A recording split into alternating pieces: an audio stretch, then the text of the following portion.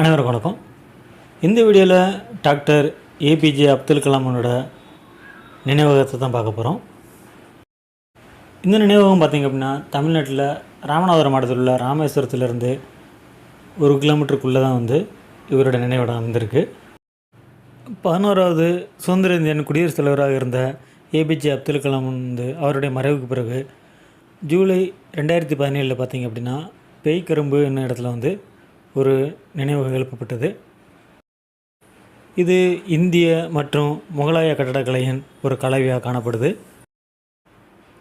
இந்த நினைவகம் பார்த்திங்கன்னா ரொம்பவே அழகாகவும் நேர்த்தியாக வடிவமைச்சிருக்காங்க. உள்பக்கம் மெயினான அறை பார்த்திங்க அப்படின்னா ஃபுல்லுமே குளிரூட்டப்பட்ட அறையாக தான் இருக்குது. இங்கு இவருடைய அரிய புகைப்பட கண்காட்சிகள், மேலும் பார்த்திங்கன்னா இவருடைய உருவச்சிலை ரொம்பவே தத்ரூபமாக இருக்குது. அதாவது நம்ம கூட அவர் உரையாற்றுற மாதிரியே ஒரு உணர்வு ஏற்படுது. நீங்கள் நேரில் போய் விசிட் பண்ணி பார்த்தீங்க அப்படின்னா அது உங்களுக்கு உண்மையிலே பிரமிப்பாக இருக்கும்.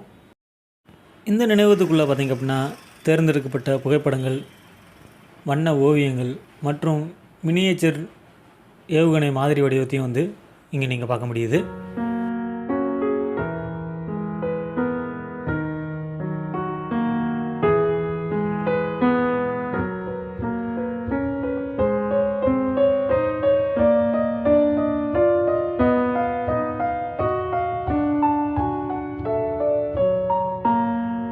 நீங்கள் பார்த்தீங்கன்னாலும் தெரியும், முகலாய மற்றும் இந்திய கட்டடக்கலையின் ஒரு கலந்த கலவை தான் இந்த ஏபிஜே அப்துல் கலாமின் நினைவகம். முழுவதுமே பார்த்திங்க அப்படின்னா ஒரு பசுமை மர காடுகளோட ரொம்பவே அடர்த்தியாகவும் பசுமையாகவும் இதை வடிவமைச்சிருக்காங்க.